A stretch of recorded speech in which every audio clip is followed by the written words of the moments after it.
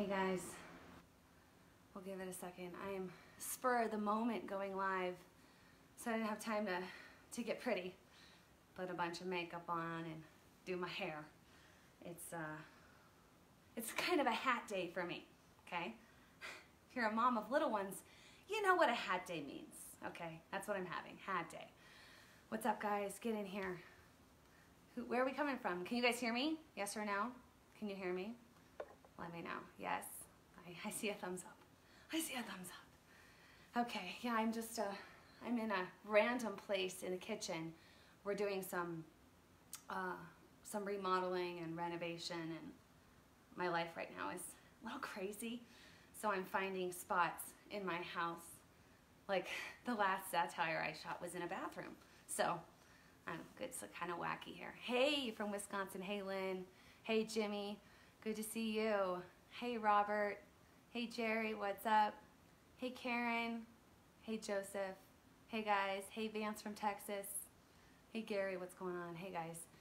So I wanted to jump on here really quick because I saw this Michael Cohen making the news, and everybody's like, oh my gosh, suddenly he's the Democrats' best friend, which is just interesting. But not interesting. And we expect this, right? We know that this is going to happen. Michael Cohen, it's rumored that he really wanted a position in the White House administration. Wasn't given to him, so he's like bitter and upset about it, and this is like his vendetta. So he's going out, he's going to prison, and this is his like big FU to the president on the way out. Just talking all sorts of crap and basically lying about the president. Now I will say this, I bet you some of the stuff Michael said has some truth to it, but there's no Russia collusion. That's the whole reason this started. Like we need to always be coming back to that, because they keep trying to air stuff about Trump's personal life. I don't care about his personal life. Personally, I don't care. Like if we're gonna be personal, I'll personally tell you I don't care about the president's personal life. That's up to him and the people that love him and in God, okay? I care about Trump fixing the problems that we see in our country, and that's what he's doing right now. So I'm not gonna get tied up in all the gossip and the alleged affairs and payments and all that stuff. That's not my concern, not my concern. My concern is all of this started over Trump-Russia collusion, when we know that this whole basis of this investigation was started on a fake document paid for by the Clinton campaign. Okay, so this whole investigation was launched on a document that was fake, paid for by the Democrats, okay? So all of this is just fake. It's all just a big farce, really, and it's just to defame the president and make him unliked and delegitimize him and all that stuff. That's the whole reason that we're having this. The whole thing happened. So we always need to keep coming back to that. Where's the Trump-Russia collusion? This is the whole reason we're here. This is the whole reason, and nothing's been found. And even when they were questioning Cohen and saying, hey, like, what do you know? Any Trump-Russia collusion, anything like that? Nothing. It's got nothing, okay? So let's just keep coming back to that. I also want to point out, because I'm not going to be very long, I won't take up you guys' time, but it's not a coincidence that they decide to call, the Democrats, mind you, decide to call Cohen in while Trump is over in Vietnam. What is happening today is absolutely remarkable, okay? Kim Jong-un is a dictator, a horrible person, guys. He imprisons people. His regime rapes women. They kill babies.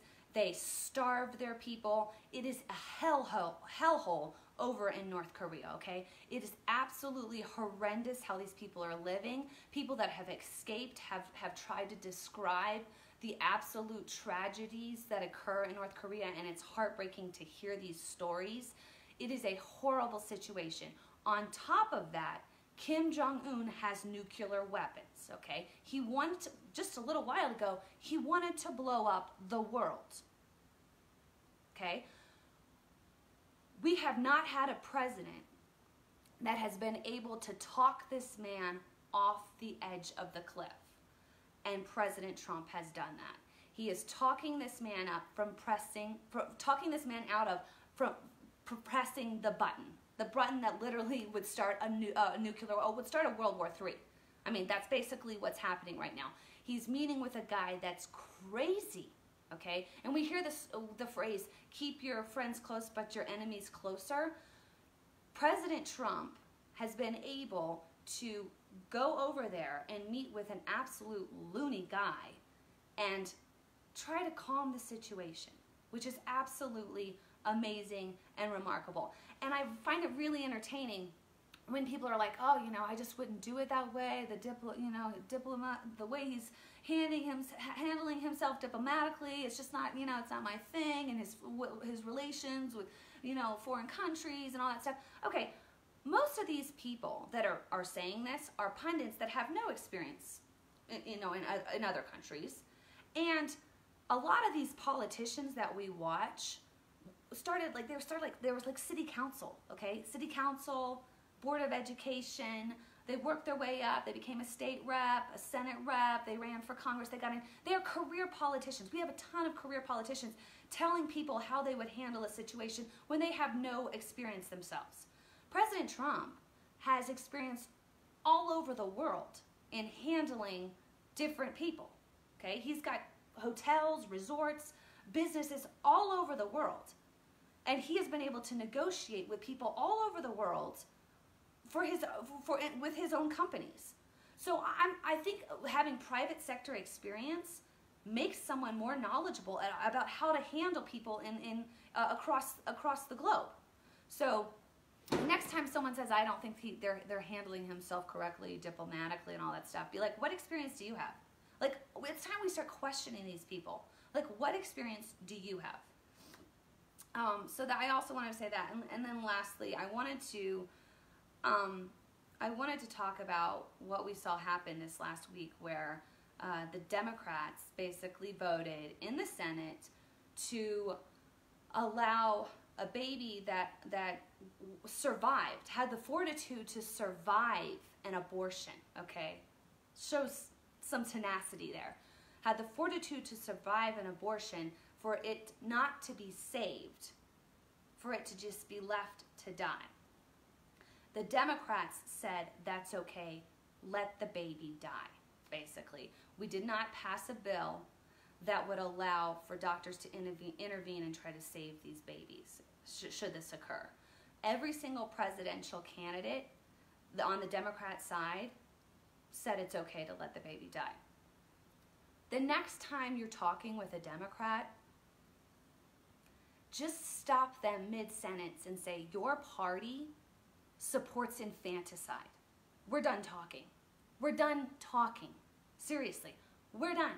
Because if we don't value life as a society, we're done. Like, we're done as a society. We're done. It's over. I mean, and I seriously went to bed with such a heavy heart after that whole thing. I was like, God. And I prayed about it. I talked to God about it. And I just kept sensing in my spirit, just saying, God saying, I'm not going to be mocked. So I don't know what that means, but I do know that we are created, and our Creator is displeased with this act. Okay? Displeased. And I want to talk specifically right now to pastors and preachers and priests that are not speaking up in their congregations, and they're being quiet and timid because they don't want to offend people. Your quiet and your timidness has created the mess that we're seeing in our world right now. You need to speak up. People say, don't be political. Oh, be political. Be political. As Christians, we're called to be political. We're called to call out this crap that we're seeing right now. Because of our timidness, we're now allowing babies that are born to die because of our timidness. If you're in a church right now and your pastor's not speaking up, leave. Go to a church where they actually have the fortitude and the strength to stand up and call evil, evil. Okay, this is seriously, because there's too many Christians I know. God, I have a friend out in California, totally like a believer, like I prayed with her all the time, totally deceived. She is totally deceived. She's probably in a church where they don't talk about this stuff, or they don't want to offend anybody, so they don't want to be political. The Johnson Amendment has pretty much been removed. It's removed. Under Trump, the Johnson Amendment has been removed. You are allowed to talk. You're not going to get in trouble, pastors. You're not going to get in trouble. Talk. Tell the truth. Okay? This is so wrong. We are sacrificing children. A baby is a child. Okay? And where does this stop? Tell me, where does this stop? Are we going to go after the elderly now? The handicapped? God help us as a country. God help us as a nation. It's time to speak up and speak out. No more. No more being quiet. No more sitting on the sidelines. You have to start talking. You have to. Shake these people up. Wake them up. They're sleeping. These pastors are weak. My God. Please talk. Speak up. If you offend people, you offend people. You know what? Jesus offended people. He offended people so much that they hung him on a cross and he died. Jesus was offensive. Jesus was divisive. People keep writing me, oh, stop being so divisive. You're being so divisive. I'm not to unify with darkness. I'm not to unify with it. I'm to have no part with darkness.